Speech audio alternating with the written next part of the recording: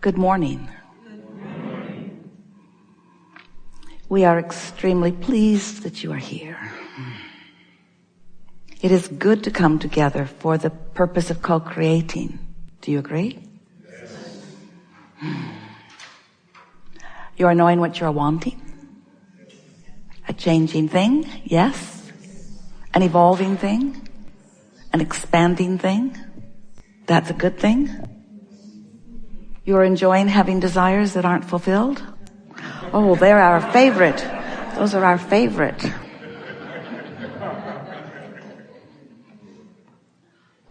Well, what is a manifestation anyway? Something that you want. Is it necessary that others see it for it to be? You have to think about that, don't you?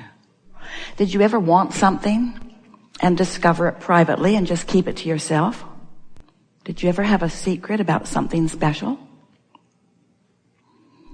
Or is it important that everybody else be in on it with you? Kind of makes you wonder what your desires are about. Are you showing off with them? Are you entertaining others with them? Or is a manifested desire a completion of something that you've set into motion? Why is a desire satisfying? Is it because others can see it and then understand your value as they see your manifestations? If you have more toys, are you a better person? We're just wanting to stimulate a little thought about why you may want what you want. Because we know how you felt about it when you decided to come forth. We know that you saw the manifestation as evidence and culmination of aligned energy, that it was to be evidence of your creative experience. But you didn't plan on using manifested desires to make statements of who you are, because you already knew that. So it wasn't to gather a pile of manifested assets in order to look good to others who had various size piles of assets. Everything that you wanted from your non-physical perspective was about focus. It was about the thrill of focus. It was about the satisfying feeling in alignment of thought. It was about connecting to the energy stream that creates worlds and focusing that same stream in the direction of your choices, understanding that a focus is all that was required. That all you had to do is decide and hold a steady focus, and steady is the operative word in this sentence, a steady focus that would then naturally, inevitably gather around itself, because law of attraction is a very powerful thing. Activate a thought, don't dilute it with contradictory thought, hold it steady, and it must become more. And eventually, in the becoming, it will manifest so that others will see it. But if early on in that process you are measuring what's manifested and others' point of view of it, and if it hasn't manifested to the degree that they can see it, or if you manifest something that others don't approve of and you care, then without meaning to, you water down, you dilute that energy stream. And so the manifestation is slower to come. And most important, your experience in the process isn't satisfying. And then you begin to wonder, what's it all about? Why am I doing what I'm doing? Are my goals and dreams and hopes valid? Or do I need to measure them against all others to see how they stack up? And if I find myself on the approved list of desires, then how do I ensure that I will receive them? And who do I ask about how well I'm doing? And who gets to decide who gets the juice today? Is it available to all of us? Or is there a quantifiable pile of energy stream juice? And if somebody else is needing it more than me, should I hold back and deprive myself? Well, we've sort of stated here the questions that we hear from so many humans who are, for one reason or another, not allowing themselves the steady stream of manifestational evidence of their focused energy. Do you know that you are a vibrational being primarily? Kind of hard to note that when you are able to translate your beingness, your vibrational beingness, into so much stuffness.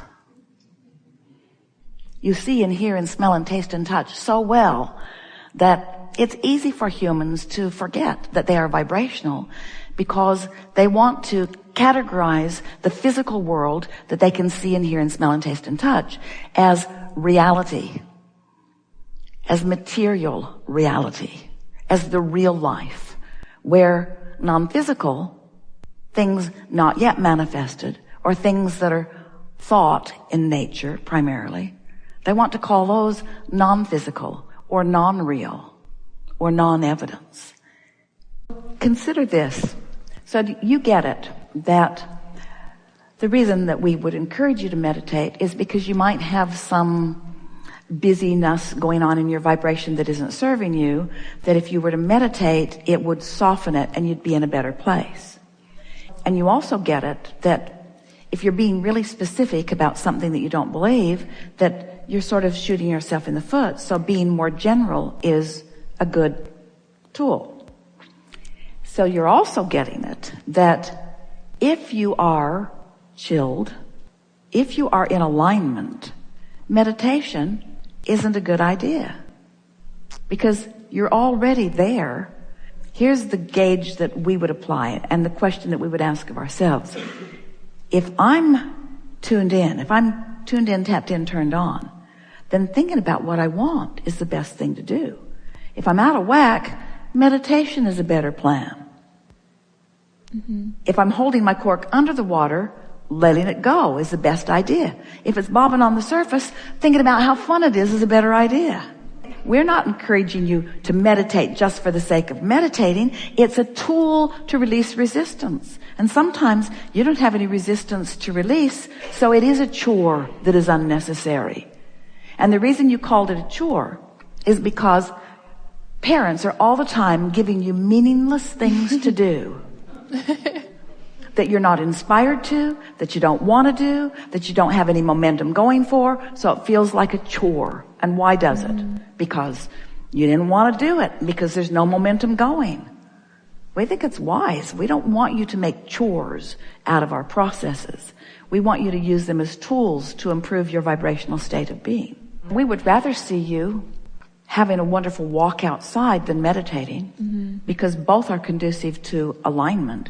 We would rather see you happy about something or appreciating something than meditating, because whether you're meditating or appreciating, there's still no resistance. So just move around in the knowledge that you've found and see what fits this moment and what fits this moment. Sometimes in a conversation, listening's the best thing. Sometimes in a conversation, saying something is better. In other words, there's no right or wrong. Just do your best to apply as much that you know as best you can. And most of all, don't beat up on yourself, because there's a sort of recurring theme in this conversation that goes something like, I should be doing better than I am. And that is what's slowing things down more than anything and making meditation feel like a chore. Also, we don't want you to meditate to fix something that's broken. We want you to meditate because it feels good to release resistance. We don't want you to meditate all the time, and we don't want you to work hard. We want you to take inspired action. We want the meditation to lead you to inspired action if it does. But if it isn't working, then take another tact and another tact. There are many ways.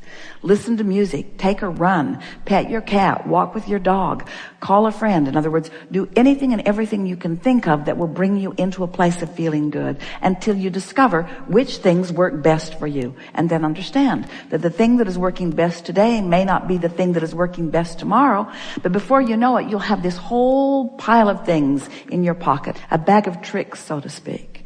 That was one of the things about the 22 processes that we put in the back of the Ask and It Is Given book. They were written in an understanding that you are at different vibrational frequencies. You are at different relationships to the source within you. And sometimes one process works better than another. So you just have to figure out what works best for you right here and now. But we want this conversation to do its job, if words could teach, in the convincing you that there's not one process that's going to work for you every time, but that the desire that is at the heart of this is what really matters. I want to feel as good as I can feel now. Right now. I'm going to do the best I can to feel good now. And so if you don't feel like meditating, that's fine. But when you beat up on yourself for not meditating, that's not fine. So it's like, pick something. Meditate or don't. Take a walk or don't. Go with that person or don't. Go with that person or that person. Do this thing or do this thing. But whatever it is you are inclined toward, line up with it completely. Don't not meditate and then beat up on yourself. If you're going to meditate, give it your all. If you're going to go with that person, give it your all. Give whatever you're doing your undivided attention. Give it a chance to come into sync with the power that creates worlds. And if it doesn't, then make another choice. Until before you know it, you're going to feel really flexible and really free in the choices that you're making. Humans, you keep thinking that you've got all these things that you have to do, which deprive you of having the time to do the things that you really want to do. And that really is a flawed premise. That isn't true at all, because you know how you got all of those things on your list that you think you need to do? By sifting through contrast and putting them in the vortex.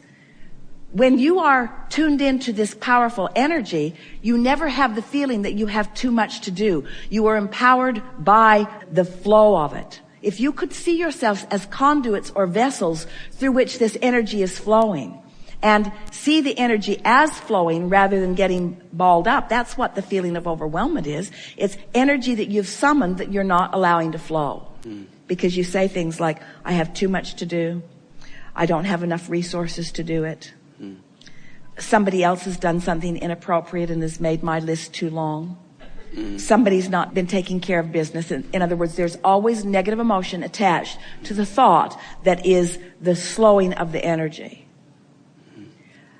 Isn't it interesting that everything that you bring up, no matter what it is, we tell you it's all about the same thing. Yeah. It's all about the same thing. It's that you ask for energy and therefore summoned it, but you're thinking a thought on a pretty regular basis that isn't letting the energy that you've summoned flow. And then you give thousands upon millions upon billions of excuses that seem to explain your unhappiness when there's really only one viable answer. I summoned energy and then I blocked it. So we think if for the next 10 years, everyone who came into the seminar, who came to the chair, who said, Abraham, blah, blah, blah, blah, blah, blah. If we would say, we love you very much, but you've summoned energy that you're blocking. Next. Abraham, blah, blah, blah, blah, blah, blah, blah, blah. And we would say, you've summoned energy that you're blocking. Abraham, blah, blah, we only have 15 more minutes. Blah, blah, blah, blah, blah, blah, blah, blah, blah, blah. You've summoned energy that you're blocking. And after a while, someone would say, how do I know that I've summoned energy that I'm blocking? And we would say, blah, blah, blah. No, we would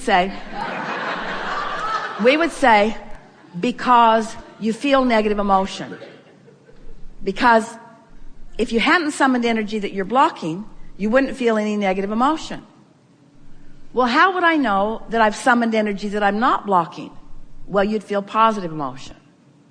Is there anything else that you want to tell me, Abraham? No. That's it. That's the whole thing. Life causes you to summon, and if you don't block it, you'll have fun. Seems like there should be more. We know it seems like it, but there isn't. You can apply it endlessly. You can apply it to relationships. You can